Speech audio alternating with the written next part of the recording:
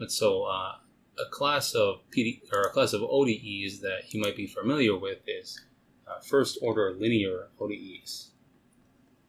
This is typically the first type of ODE that you see in basic differential equations class.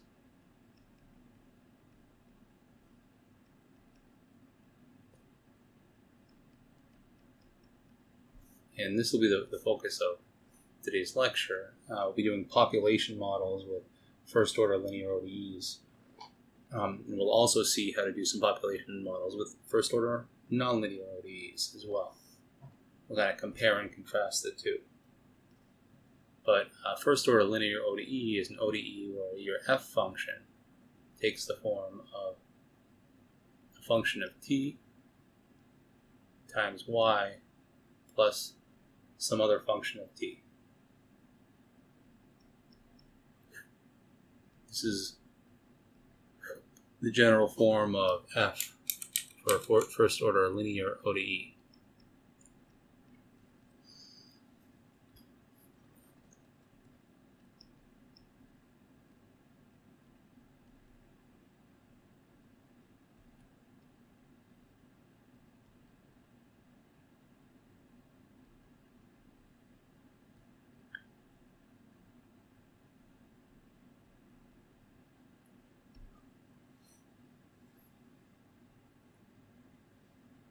And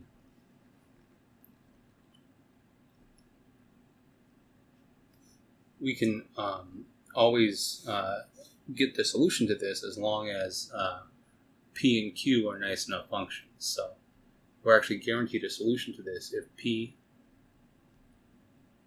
is a continuous function and q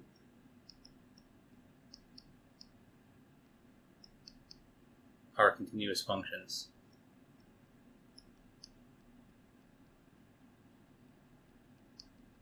And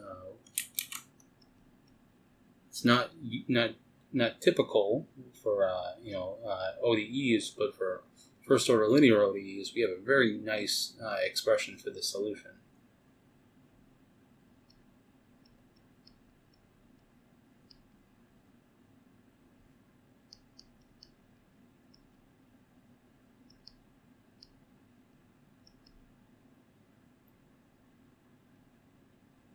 The solution is y of t is equal to the initial condition y naught times the exponential e to the integral from t naught to t of the function p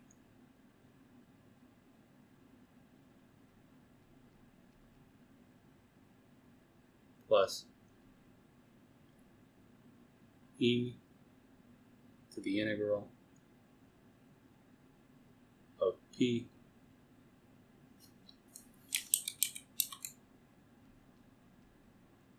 from t naught to t times the integral from t naught to t of e to the negative integral from t naught to t. I'll do s naught to s actually, because we have a different t naught to s here of p of s, or p of tau d tau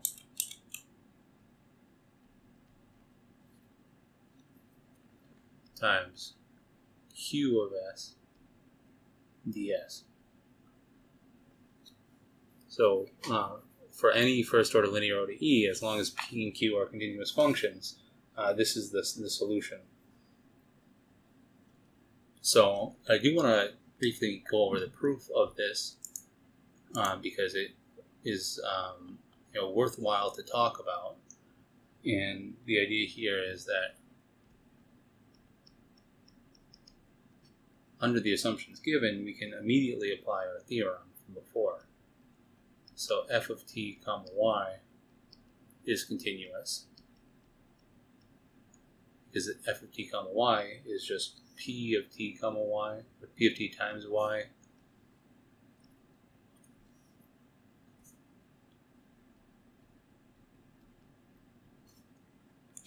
plus q of t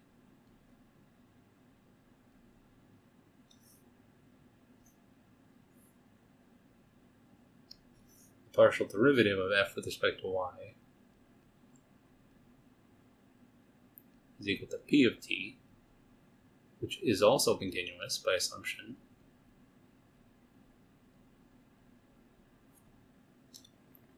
so by our previous theorem,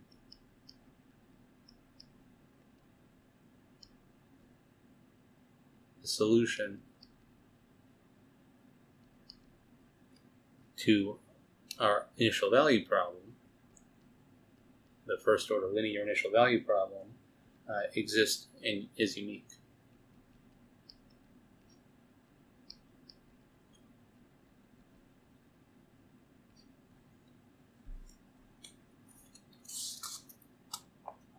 And the next step to do here is to verify that this solution is in fact, that the formula given right here is in fact a true solution to the differential equation. And that can be done by differentiating this entire thing with respect to t. You have to be careful here that y prime of t is the derivative of this first expression with respect to t, and the derivative of an exponential by the chain rule is going to be the exponential times the derivative of what's in the exponential, which we have a definite integral in that exponential. The derivative of a definite integral with respect to t is just going to be this function, the integrand, as a function of t. So by the chain rule, then, this is going to be equal to y naught times p of t e to the integral from t naught to t of p of tau d tau.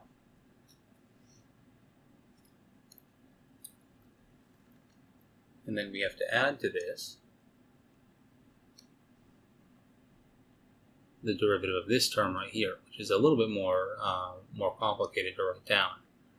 The first thing, derivative rule, when we take the derivative of this that we're going to have to use is the product rule. And so this is going to be the derivative of this term, which is p of t times e to the integral t naught to t p of tau d tau times the integral from t naught to t of e to the negative integral from t naught to t of p of tau d tau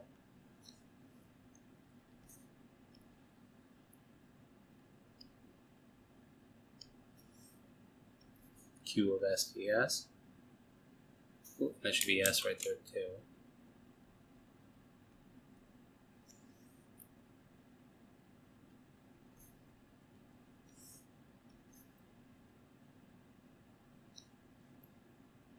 So it's the derivative of this expression right here times this, plus now this, which is just itself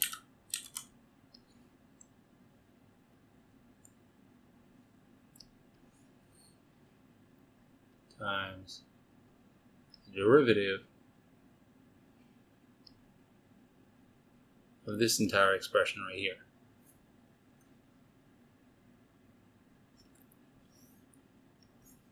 Which is going to be e to the negative integral from t naught to t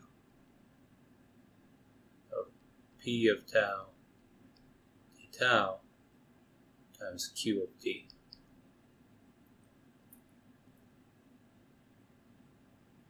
And this is the product rule applied to this entire term right here.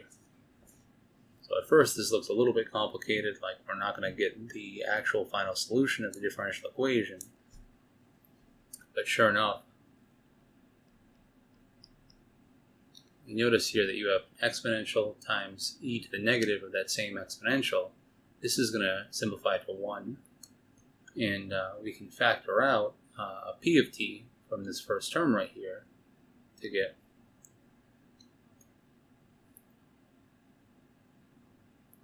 P of t times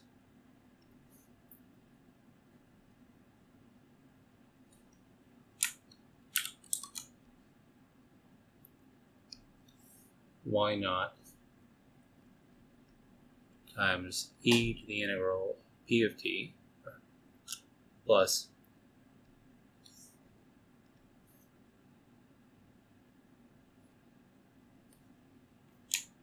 e to the integral of P of t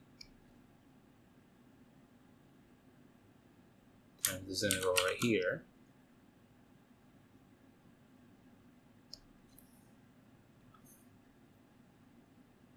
and then lastly plus q of t, because this product simplifies to 1.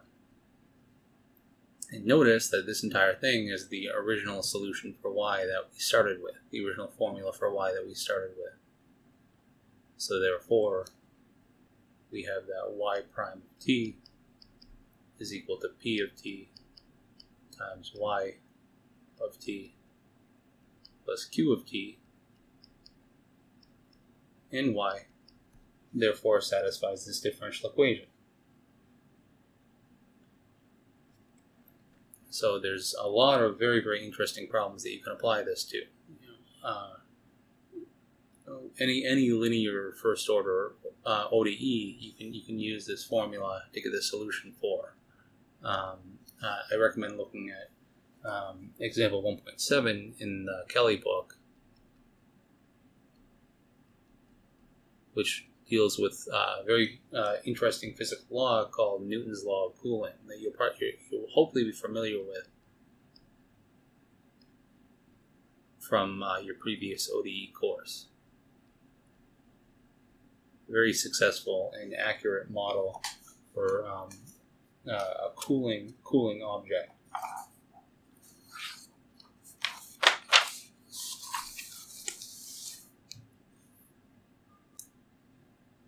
So the modeling example that I want to talk about today is it's called population growth.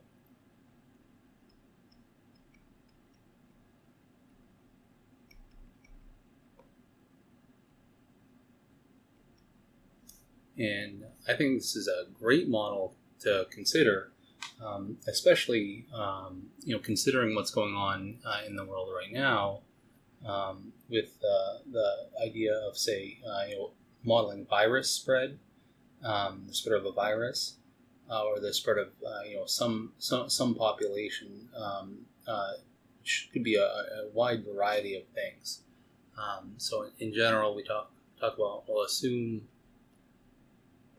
that P of t is some population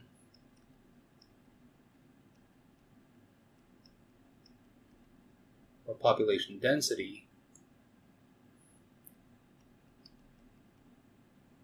of some population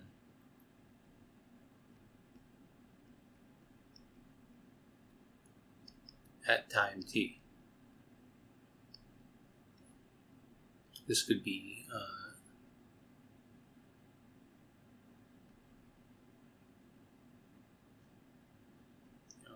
radioactive material or a chemical.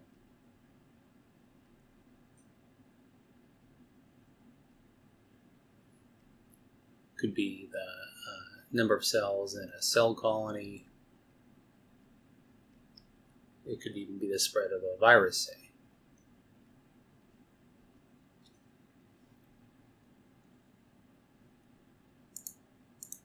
So a basic growth model is to assume that the rate of change in the population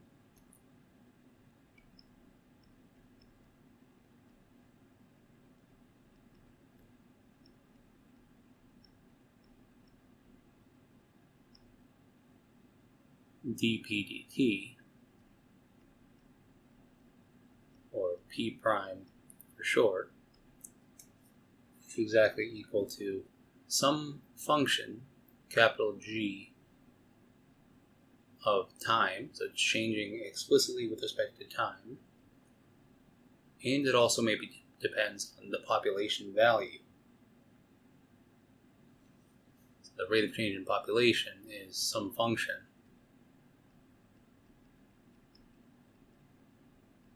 of time and the current population value.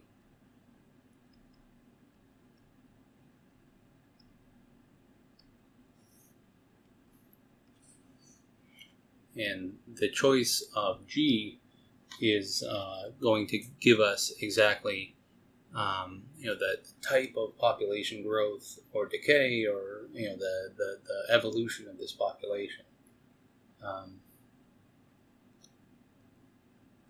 And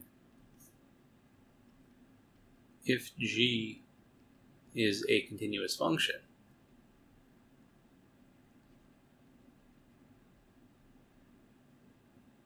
by our previous theorem, we are guaranteed the existence of solution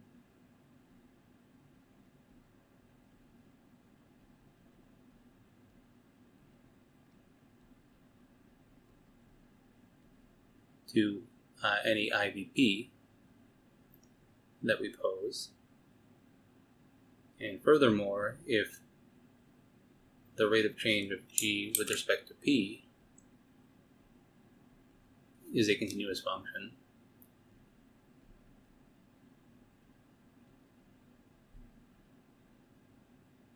we are guaranteed a unique solution for the population growth.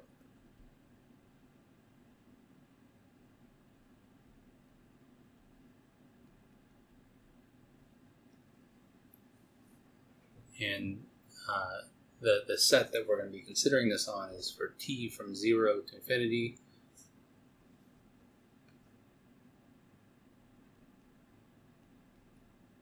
And the population also could go to infinity, 0 to infinity. But it might go to some finite value as well. So it might just go from 0 to some maximum value d.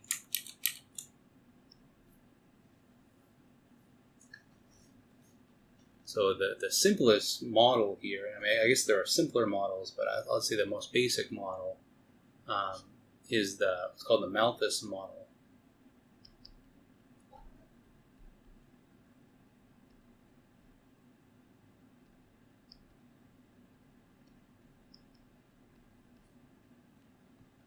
And this model is to take G of t comma p to not depend on time at all, and to just be a function of the current population, specifically r times p, where r is some rate. And this gives us the differential equation, p prime is equal to r times p, which should be familiar. You should recognize this as the exponential growth model. When you go through and solve this is what's called a separable differential equation, which is one of your classifications from your previous ODEs course for first order ODEs. You can go through and integrate this and solve for p. You get that p of t is equal to the initial population times e to the r times t, where r is the growth rate. So r is sometimes termed the growth or decay rate.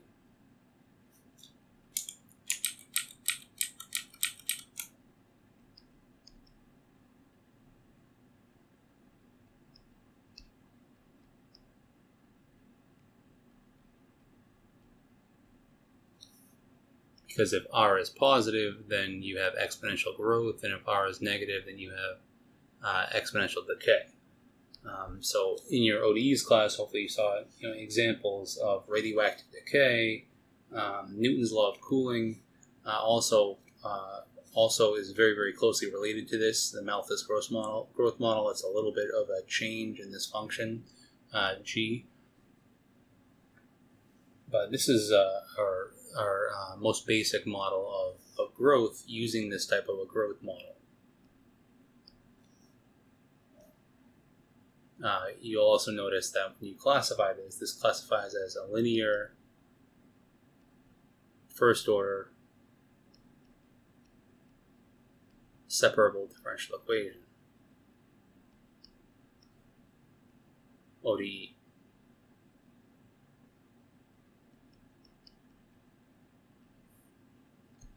So the solutions are relatively straightforward. They go through and solve this. Now, as nice as this model is for certain things like radioactive decay, in terms of a growth model, in general, this solution in this model with a constant r has some limitations, and some of them are rather severe. One of the big limitations is that r, the rate, could depend on time.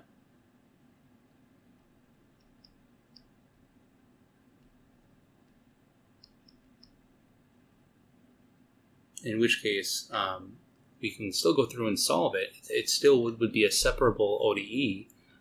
It would just now depend on r as a function of t. So in order to solve it, you'd have to go through and use the previous formula that we talked about. This formula, by the way, is sometimes called the variation of constants formula for the solution of y.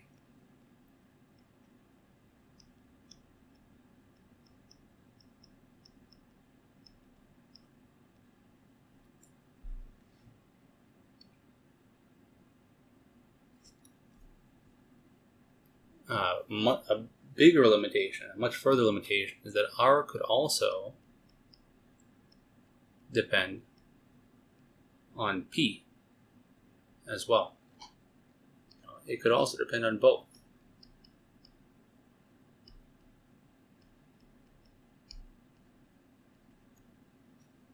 And this is a pretty big limitation, because if it depends on p, if r is a function of p, well, then we'd have to guarantee that the derivative of this with respect to p, this entire thing, gives us a continuous derivative with respect to p in order to be guaranteed continuous,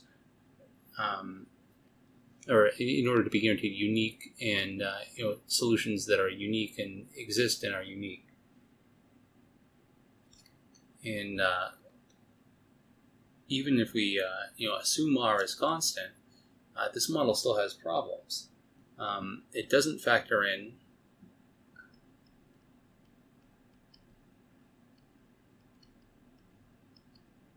the maximum carrying capacity for the medium. Any growth problem or population growth is going to be have a maximum carrying capacity.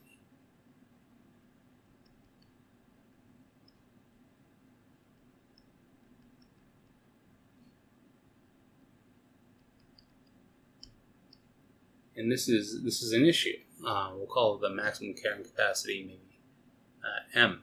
It's capital M is the maximum carrying capacity of the medium.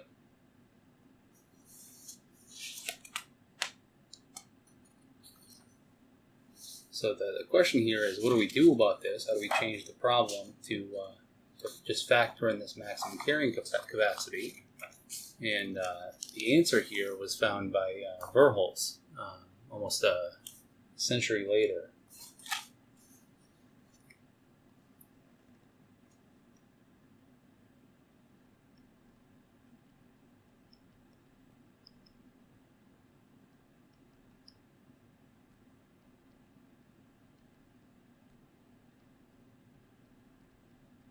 And to do this, we choose a slightly different G.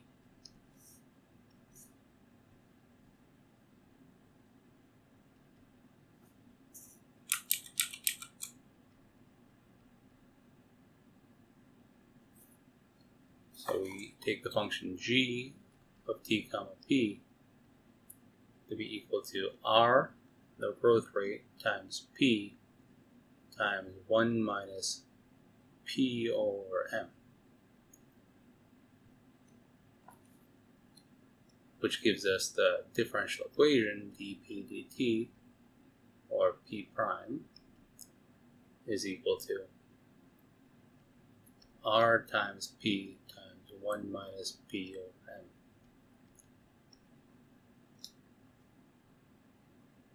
m. And big question is, why does this factor in the maximum growth rate?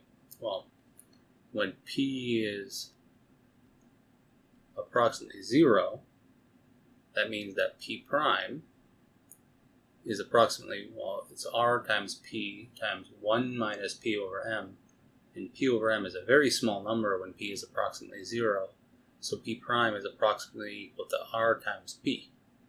So for small values of the population, we expect exponential growth, but when p is approximately equal to the maximum carrying capacity, p prime is approximately equal to 0.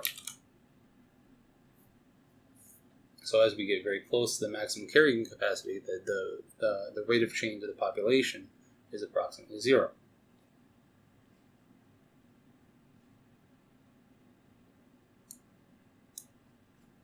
So the idea here is we got to go through and solve this ordinary differential equation. And as it turns out, this is a separable ordinary differential equation. So we can go through and use separation of variables from our original ODEs class. Before we do that, though, and this is a very common thing that we'll be doing in the course and is a very useful thing to do, we want to learn how to do what's called non-dimensionalization.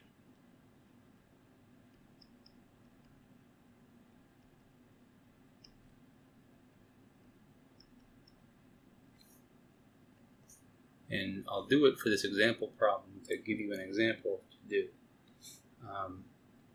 The main idea here is that in step 6 of our procedure, when we write down our model, typically the variables that we write down are dimensional.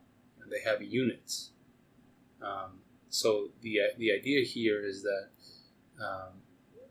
when we do our mathematics and we do our numerical solutions, we don't really want to have to deal with these units and deal with making sure all of the units are being consistent and matching up. And we also want to learn, what terms and the scales that we're using, which terms are negligible and which terms are not negligible. So non-dimensionalization very often helps with this. So for this problem, in order to do that, we have to write down whatever the dimensions of P are. So we'll box P here and we'll say, write down the dimensions of P.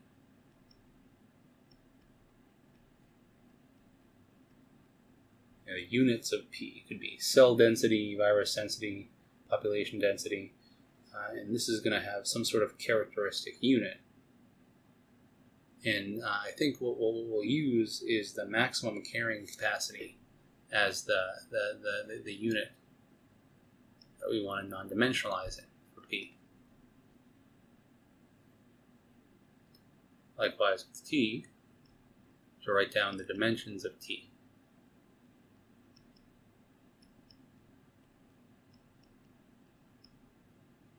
We're going to have units of time, so maybe seconds, minutes, hours, days.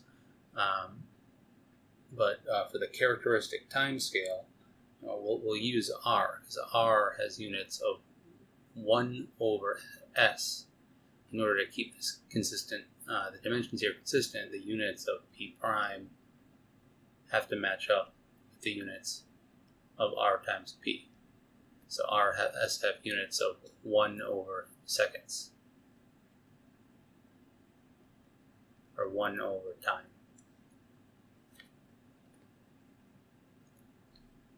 And what we'll choose as our characteristic length scale for time in this problem, we'll use R, the rate R.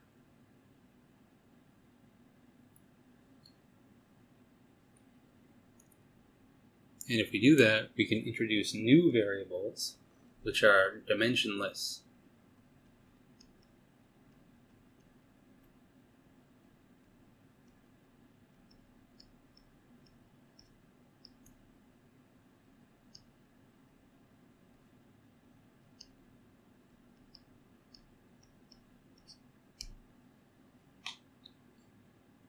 This will be y is equal to p over m.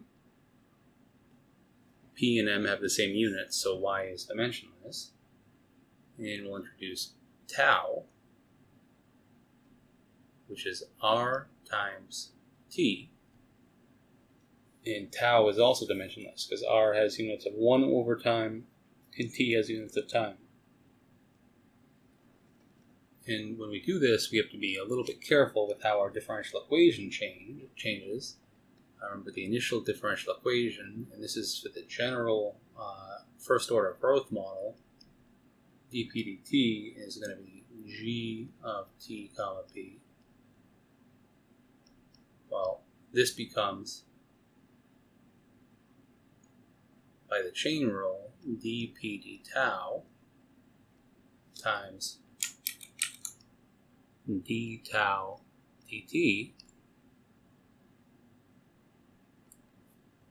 and this has to be equal to g of tau over r,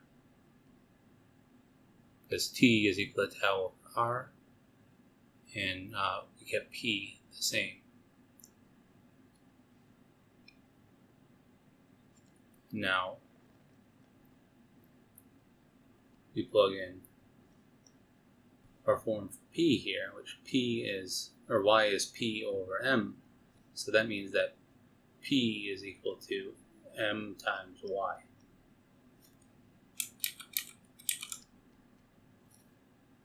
So this then becomes, when we plug this in here, we get the equation d tau dt is r, so we get m times r times dp d tau is equal to g of tau over r comma p, which is y times m.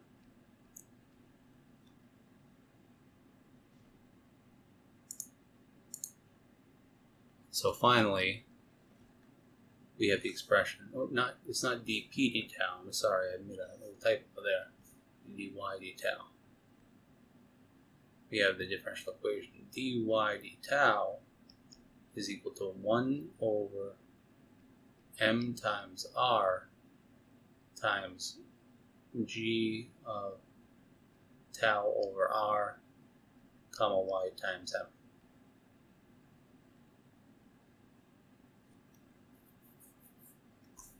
And this is a new ordinary differential equation, which is a dimensionless ordinary differential equation. So if we call this function right here, it's a function of lowercase f of t comma y, depends on the original function g as well as the scaling parameters that are kind of built into here. We get that dy d tau is equal to f of t comma y. And this is a non-dimensional ordinary differential equation.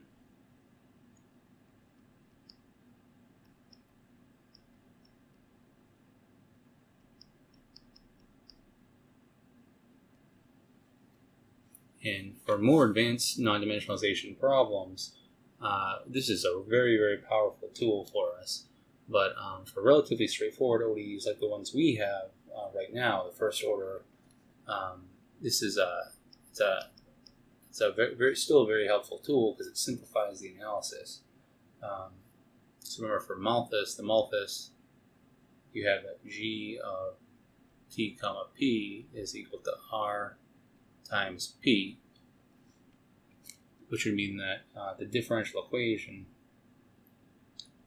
for y with respect to tau, the non-dimensionalized differential equation, is going to be f of t comma y, which is 1 over m times r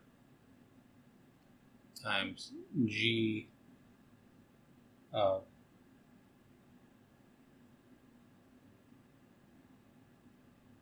tau over r comma y times m.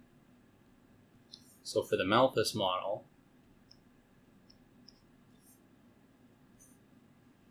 the non-dimensionalized differential equation becomes 1 over m times r times r times y times m.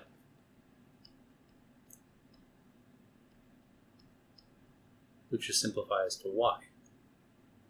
So it's dy d tau is equal to y. Which is a much simpler differential equation to solve, because you don't have to keep track of any units. You can just get the units after you solve the differential equation and plug in at the very end. So for instance, right, the solution to node E of this form is going to be that y is equal to y naught times e to the t, e to the tau,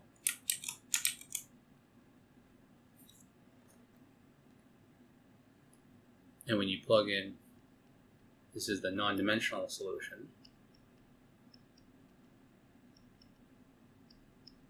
When you plug in the dimensional solution, this reduces to p is equal to p naught e to the rt.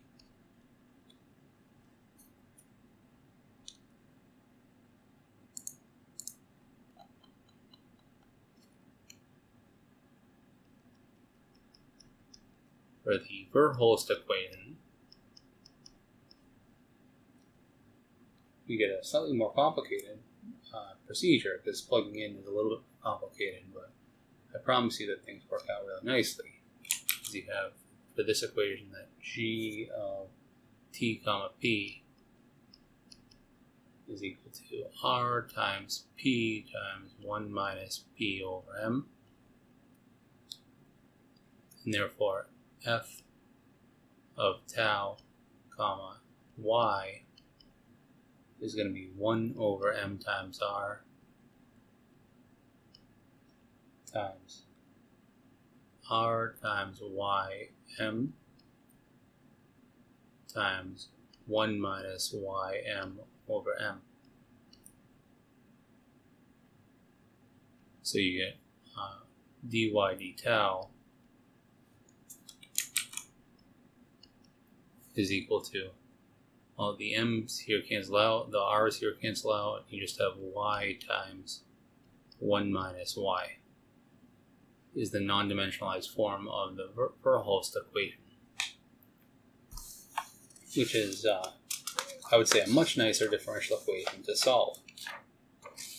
In fact, you can go through and do that, and this is done in the book, and it does require a little bit of calculus, but the idea here is that it's a separable ODE, and I went through the solution in office hours. The main idea here being that you have to use partial fraction decomposition. So we're just going to rewrite this as 1 over y times 1 minus y times, and I'll use y dot as dy d tau.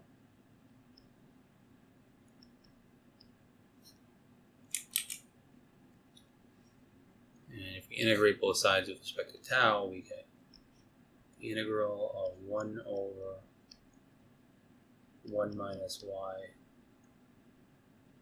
y dot d tau is equal to the integral of 1 d tau.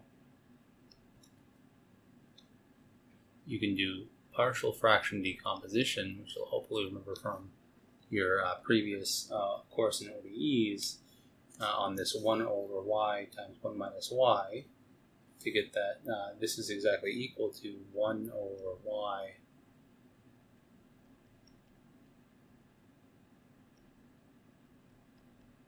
plus 1 over 1 minus y.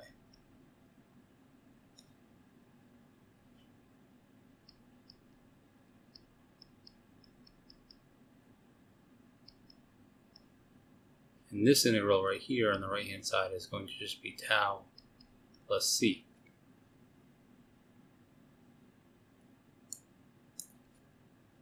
So this gives us then that the general solution is going to be of the form natural log. When you integrate this, natural log of the absolute value of y plus natural log of the absolute value of 1 minus y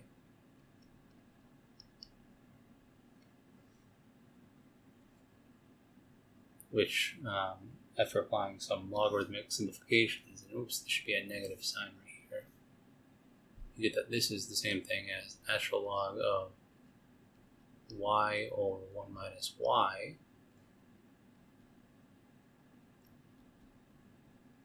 or the absolute value of y over 1 minus y is equal to e to the tau plus c, which is the same thing as a constant a times e to the tau.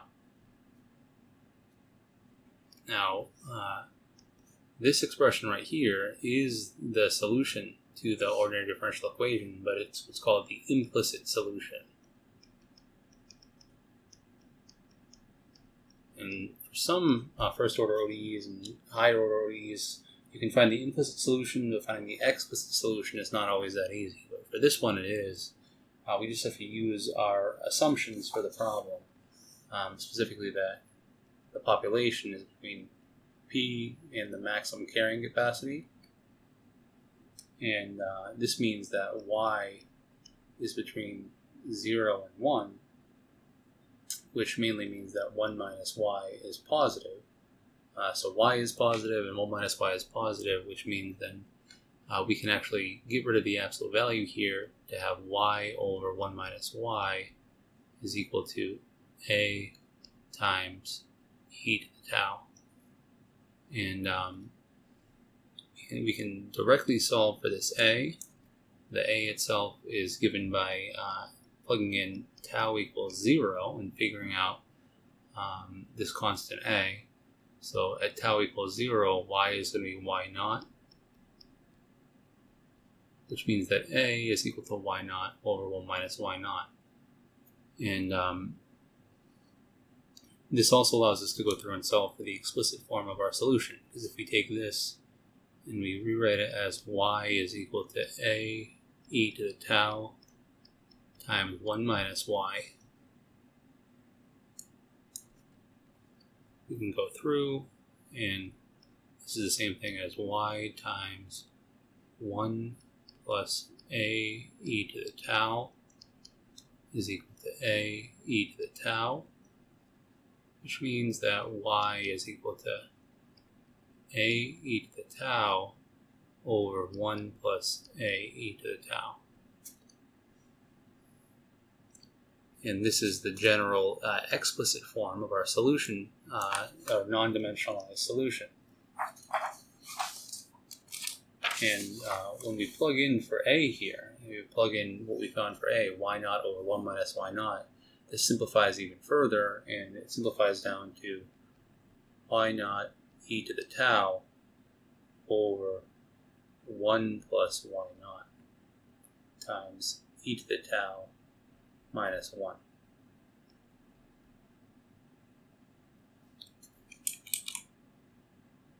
Remember, this is the non-dimensional solution,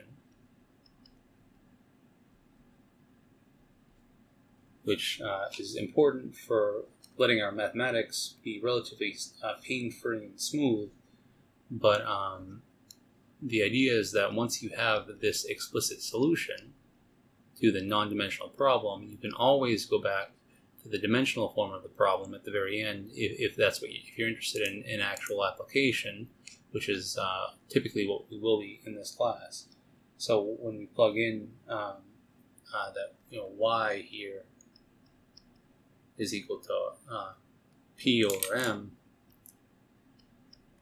and tau is equal to r times t, we can end up solving for p, and when we plug into this equation, we get that p is equal to m times p naught e to the r times t over m plus p naught times e to the r times t minus 1. And there you have it. This is the explicit solution to the dimensional problem.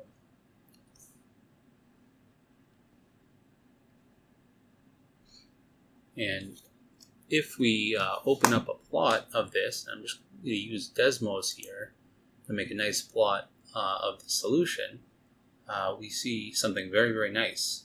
This solution is behaving exactly the way that we expect it to be behaving. This is a plot of the exact solution that we just derived.